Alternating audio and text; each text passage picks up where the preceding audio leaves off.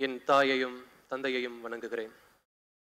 கழகத்தினுடைய 75ஆம் ஆண்டு பவள விழா கொண்டாட்டத்திற்கு தலைமையேற்று இந்த நிகழ்ச்சியை துவக்கி வைத்த நம் அனைவருடைய நெஞ்சங்களிலெல்லாம் நிறைந்திருக்கக்கூடிய தமிழ்நாட்டினுடைய மாண்புமிகு முதலமைச்சர் அவர்களையும், இந்த நிகழ்ச்சிக்கு இத்தனை சீரும் சிறப்பாக ஏற்பாடு செய்திருக்கக்கூடிய தமிழ்நாட்டினுடைய மாண்புமிகு துணை முதல்வர் அண்ணன் அவர்களுக்கும், இந்த கருத்தரங்கத்திற்கு தலைமையேற்றிருக்கக்கூடிய என்னுடைய பாசத்திற்குரிய அண்ணன் திரு கோவில் எண்ணின் அவர்களுக்கும், அவையை அலங்கரித்திருக்கக்கூடிய கழகத்தின் மூத்த முன்னோடிகளுக்கும், என்னருமை இளைஞர் வட்டாளத்திற்கும், என்னுடைய தோளோடு தோள் நின்று கழக மேடைகளிலே நான் பேசுகிற போது பல கருத்துக்களை என்னோடு பகிர்ந்து கொள்கிற கழக இளம் பேச்சாளர்களுக்கும், கழகத்தினுடைய போர்வாள்களாக இருக்கக்கூடிய கழக தொண்டர்களுக்கும், நான் தெய்வமாக வணங்கக்கூடிய முத்தமிழறிஞர் கலைஞர் அவர்களின் உயிரினும் மேலான அன்பு உடன்பிறப்புகளுக்கும்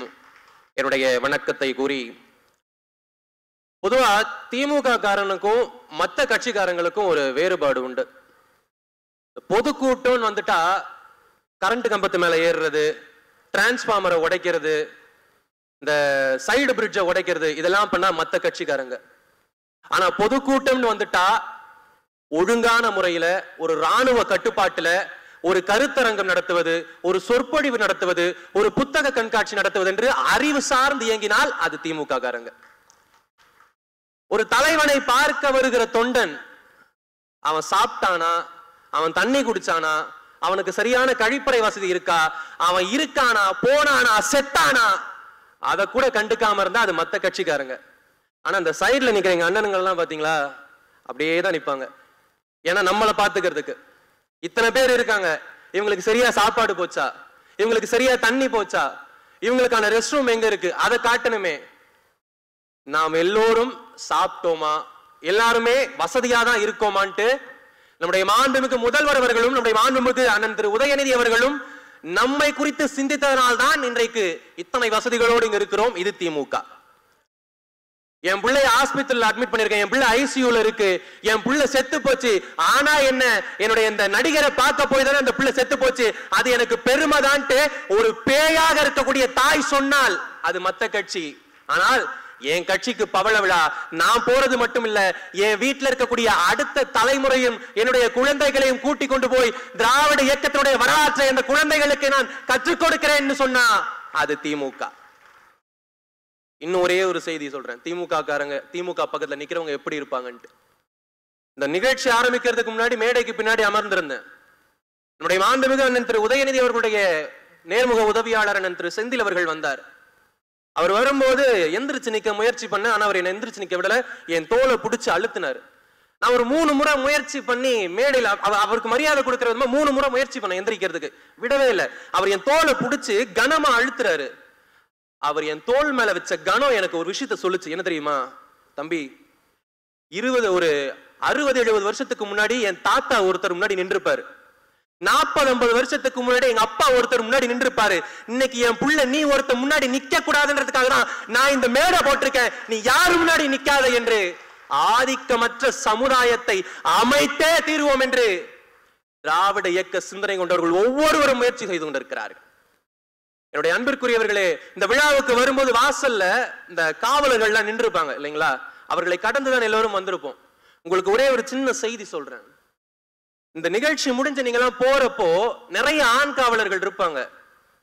ஆனா அந்த ஆண் காவலர்களுக்கு மத்தியில சில பெண் காவலர்கள் இருப்பாங்கல்ல, அந்த பெண் காவலர்களை பாத்தீங்கன்னா ஒரு சல்யூட் வச்சுட்டு போங்க. ஒரு பெண் வீட்டை பார்த்துக்கவே தகுதி இல்லைன்னு நம்ம நினைச்சிட்டு இருந்த போதே, ஒரு பெண் நினைத்தால் வீட்டை அல்ல இந்த நாட்டை கூட பாதுகாக்க முடியும் என்று பெண்களுக்கு காக்கி உடையடைத்து காவலர்களாக பணியமர்த்தியவர் நம்முடைய ஐயா முத்தமிழறிஞர் கலைஞர் அவர்கள். அவர் பெண்களுக்கு காவல் சீருடை அணிவதற்கு முன்னால் எத்தனை பெண்கள் பொதுக்கூட்டத்தை வந்திருக்காங்க, எத்தனை பெண்கள் சமூகத்தோடு பழகி இருக்கிறார்கள். நீங்க வைக்கிற சல்யூட் அந்த பெண் காவலர்களுக்கு மட்டுமல்ல, நம்முடைய மாண்புமிகு முதல்வர் ஐயா முத்தமிழறிஞர் கலைஞர் அவர்களுக்கும். என்னுடைய அன்பிற்குரியவர்களே, ஆதிக்கமற்ற சமுதாயம் என்று திமுக கொள்கையில் இருக்கிறதே, எந்த சமுதாயத்திற்கு அப்படின்ற ஒரு கேள்வி இங்க வரும். இந்த உலகத்தில் இருக்கக்கூடிய கண்டங்களில் எந்த கண்டத்தில் ஒரு நாடு சிறுமைப்படுத்தப்படுகிறதோ அடிமைப்படுத்தப்படுகிறதோ அந்த நாட்டுக்காக பேசுவான் திமுக காரன். ஒரு நாட்டுக்குள்ள ஒரு மாநிலம் சிறுமைப்படுத்தப்பட்டால் அந்த மாநிலத்திற்காக பேசுவான் திமுக காரன். ஒரு மாநிலத்திற்குள்ள ஏதாச்சும் ஒரு மாவட்டமோ இல்லாத ஒரு நகரமோ ஒடுக்கப்பட்டால், சிறுமைப்படுத்தப்பட்டால் அந்த மாவட்டத்துக்காக பேசுவான் திமுக காரன். அந்த மாவட்டத்துக்குள்ள ஏதாச்சும் ஒரு கிராமம் நசுக்கப்பட்டால் அந்த கிராமத்துக்காக பேசுவான் திமுக காரன். அந்த கிராமத்திற்குள்ள ஏதாச்சும் ஒரு பட்டியல் சமூகம், ஏதாச்சும் ஒரு தாழ்த்தப்பட்ட சமூகம் மீண்டும் மீண்டும் நசுக்கப்பட்டால் அந்த தாழ்த்தப்பட்ட பிற்படுத்தப்பட்ட சமூகத்திற்காக பேசுவான் திமுக காரன். அந்த தாழ்த்தப்பட்ட பிற்படுத்தப்பட்ட சமூகத்திலையும் பெண்கள் நசுக்கப்பட்டால் அந்த பெண்களுக்காக நிற்பான் திமுக காரன். எப்போதும் ஒடுக்கப்பட்டவர்களுக்கு ஆதரவாக நிற்பதுதான் திராவிட முன்னேற்ற கழகத்தினுடைய கொள்கை. ஆதிக்கமற்ற சமுதாயத்தை அமைத்தே தீருவோம். இங்க ஆதிக்கத்தோடு இருக்கிற சமுதாயம், எந்தெந்த சமுதாயம் எல்லாம் தொடர்ந்து வஞ்சிக்கப்படுகிறது அப்படின்னு பார்த்தா நம்முடைய நினைவிற்கு வருபவர்கள் மிகச்சிலராக இருக்கிறார்கள். மாற்றுத்திறனாளிகளில் ஒருவராக இதற்கு முன்பு நடந்த அவர்களே என்னுடைய அண்ணன் ஒருவர் பேசினார். தொடர்ந்து எத்தனை காலமாக வஞ்சிக்கப்பட்டுக் கொண்டிருக்கிறார்கள், எத்தனை தலைமுறைகளாக அவர்கள் உடல் அளவில் கொண்ட அந்த ஒரு உடல் குறைபாட்டால் எத்தனை தலைமுறைகளாக அவர்கள் பாதிக்கப்பட்டிருக்கிறார்கள், எத்தனை தலைமுறைகளாக பிற்படுத்தப்பட்டிருக்கிறார்கள். அந்த மாற்றுத்திறனாளிகளுக்கு மாற்றுத்திறனாளிகள் என்று தந்தை பெயர் வைத்தார். தனையன் அவருக்கும் ஒருபடி மேலே சென்று அந்த மாற்றுத்திறனாளிகளுக்கு உள்ளாட்சியிலே இடஒதுக்கீடு கொடுத்து அவர்களை கவுன்சிலர்களாக இன்றைக்கு பணியமர்த்தி இருக்கிறார். நியமன கவுன்சிலர்கள், தேர்தலே கிடையாது. எனக்கு ஒரு அரசியல்வாதி ரொம்ப பிடிக்கும். வாயை திறந்த உண்மை மட்டும்தான் பேசுவார், அவருக்கு பொய்யே பேச தெரியாது. யார் தெரியுமா? ஐயா திரு எச் ராஜா அவர்கள். அவர் பேசின மிகச்சிறந்த உண்மை என்ன தெரியுமா? ஒரு மேடையில ஒரு செய்தியாளர் கேட்கிறாரு, what do you think about current chief minister of Tamil Nadu, Mr. M.K. Stalin? அதுக்கு திரு எச் ராஜா சொல்றாரு, ஐயோ, Mr. M.K. Stalin is more dangerous than Karunanidhi. Yes, Mr. M.K. Stalin is even more dangerous than Karunanidhi. ஏன்னா அப்பா மாற்றுத்திறனாளிகளுக்கு மாற்றுத்திறனாளிகள் பெயர் தான் வச்சாரு, பையன் மாற்றுத்திறனாளிகளை கவுன்சிலர்களாக மகுடம் சூட்டி இருக்கிறார். ஒண்ணுமில்லைங்க, ஒரு சின்ன கதை. விவசாயிகள் தங்களுடைய வாழ்க்கையில எப்படியெல்லாம் ஒடுக்கப்படுகிறார்கள், வாழ்க்கையில எத்தனையெல்லாம் வறுமைகளை சந்திருக்கிறார்கள் எல்லாருக்குமே தெரியும். அந்த விவசாயிகளுக்காக தன்னுடைய ஆட்சி காலத்திலே ஏறத்தாழ 400க்கும் மேற்பட்ட சிற்றணைகளை கட்டி 42 பேரணைகளை கட்டி தமிழ்நாட்டில், ஏன் இந்திய அளவே ஆகச்சிறந்த அணை கட்டுமானத்தை தமிழ்நாட்டில் தந்தவர் முத்தமிழறிஞர் கலைஞர் அவர்கள். எத்தனை பேருக்கு தெரியும் இந்த வரலாறு? ஒரு சின்ன குட்டி கதை சொல்றேன். இங்க திண்டுக்கல் மாவட்டத்தை சேர்ந்தவங்க யாராவது இருக்கீங்களா? எனக்கு தெரிஞ்சு என்னுடைய தங்கச்சி ஒருத்தங்க இருக்காங்க. இத்தனை பேர் திண்டுக்கல் மாவட்டத்தை சேர்ந்தவங்க. திமுகனா என்னன்றத திண்டுக்கல் மாவட்டத்தில் நடந்த ஒரு சம்பவத்தை வச்சு நம்ம தெரிஞ்சுக்கலாம். ஒண்ணுமில்ல, நம்முடைய மாண்புமிகு ஐயா கலைஞர் அவர்கள் முதல் முறையாக முதலமைச்சராக பதவி ஏற்கிறார். அப்ப அந்த திண்டுக்கல் மாவட்டத்துல இந்த கடைசி ரோல உட்கார்ந்துருப்பீங்க பாத்தீங்களா, இந்த வள்ளுவர் கோட்டத்துக்கு வெளியில நிப்பாங்க பாத்தீங்களா, கடைக்கோடி தொண்டர். அந்த மாதிரி திண்டுக்கல் மாவட்டத்துல கோவிந்தசாமின்னு ஒரு கடைக்கோடி தொண்டருங்க. அந்த கோவிந்தசாமி முதலமைச்சராக இருக்கக்கூடிய, அப்போதைக்கு முதலாக முதலமைச்சராக இருக்கக்கூடிய ஐயா முத்தமிழறிஞர் கலைஞர் அவர்கள்ட்ட ஒரு கோரிக்கை வைக்கிறாரு. ஐயா, நீங்க முதலமைச்சர் ஆயிட்டீங்க, நம்ம கட்சி ஆட்சிக்கு வந்துருச்சு, எனக்கு ஒரு கோரிக்கை இருக்கு. என்னப்பா கோரிக்கை? இல்ல, இந்த திண்டுக்கல் மாவட்டத்துல குடகனாறு ஒரு ஆறு ஓடி வருது, அந்த ஆத்துக்கு நடுவுல நீங்க ஒரு அணை கட்டி கொடுக்கணும். அந்த அணை நீங்க கட்டி கொடுத்தீங்கன்னா சுத்தி இருக்கிற 18 படிக்கும் அந்த விவசாயத்துக்கு தண்ணி பாய்ச்சிருவோம், விவசாயம் நல்லா நடக்கும் அப்படின்ட்டு ஒரு கோரிக்கையை வச்சுக்கிட்டு, திமுக காரங்களுக்கு எப்பயுமே கொஞ்சம் குசும்பு அதிகம், தலைவர்கிட்ட கொஞ்சம் உரிமையா இருப்பாங்க. இவரும் அதே உரிமையோட நீங்க அணை கட்டி கொடுத்தே ஆகணும், நீங்க கட்டி கொடுக்கலன்னா நான் சாகுற வரைக்கும் காலில் செருப்பே போட மாட்டேன்ட்டு தன்னுடைய தலைவனிடம் தன்னுடைய நண்பனிடம் உரிமையாக அந்த கோவிந்தசாமி கோச்சுக்கிறாரு. கலைஞர் பார்த்தாரு. அடுத்த நிதியாண்டிலே அந்த அணை கட்டுவதற்கு நிதி ஒதுக்கியாச்சு. அதுக்கு அடுத்த நிதியாண்டுக்குள்ள அணை கட்டி முடிச்சாச்சு.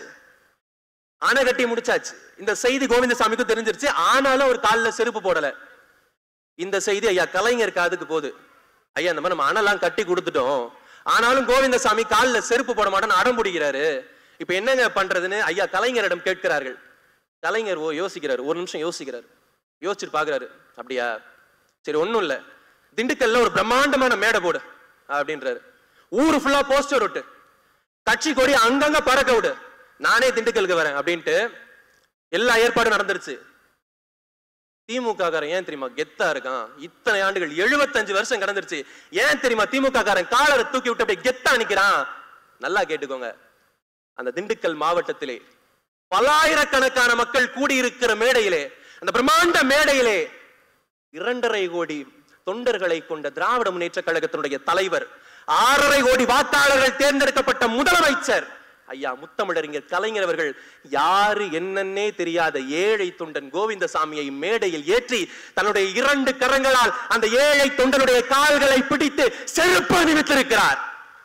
அதனாலதான் திமுக காரனுக்கு கெத்து அதிகம். திமுக காரனுக்கு கெத்து அதிகம்.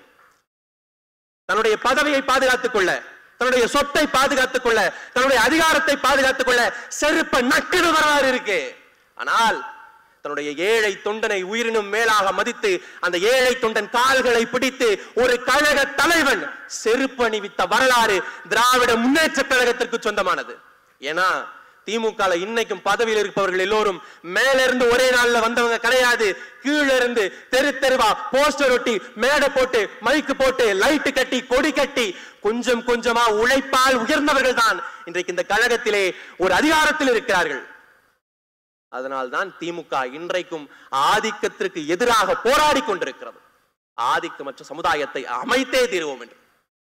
இன்னும் ஒரே ஒரு செய்தியை சொல்றேன், நேரம் இல்லை, நிறைவா முடிச்சுக்கிறேன்.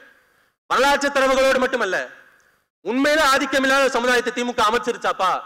அமைச்சிருச்சு. உங்க எடுத்துக்காட்டுக்கு நானே எதிரில் இருக்கேன். ஐயா, நான் என் பேரு டெக்ஸின், சரிங்களா? எங்க அண்ணன் திரு கோவிலன் அவர்கள் கூட என் பேரை சொல்லி என்ன கூப்பிட்டாரு, தம்பி டெக்ஸின் அவர்களை அழைக்கிறேன். நீங்களாம் ஒரு விஷயத்தை யோசிச்சீங்களா? இந்த மேடையில என்ன கூப்பிட்டாங்க பாத்தீங்களா? அவங்க யாருமே, தம்பி இவன் என்ன பேரு டெக்ஸின்னு என்னமோ சொல்றான், இவன் கிறிஸ்தவம் போலப்பா, சிறுபான்மை சமூகமா இருக்குமோ, இவன் என்ன மதம் பார்க்கல. என் பக்கத்துல உட்கார்ந்துருக்க என்னுடைய தம்பி தங்கைகள், என்னுடைய அண்ணன் யாருமே, ஏய் என்ன பக்கத்துல உட்கார்றான், இவன் எந்த ஜாதிகாரனா இருப்பான் பார்க்கல. முன்னாடி இருந்து எனக்காக கை தட்டுறீங்க பாத்தீங்களா? உங்க யாருக்குமே என் மதமோ, என் ஜாதியோ, என் அப்பா அம்மா யாரு, நான் எந்த கட்சியை சேர்ந்தவன், என் அப்பா எந்த கட்சி, என் அம்மா எந்த கட்சி தேவையில்லை.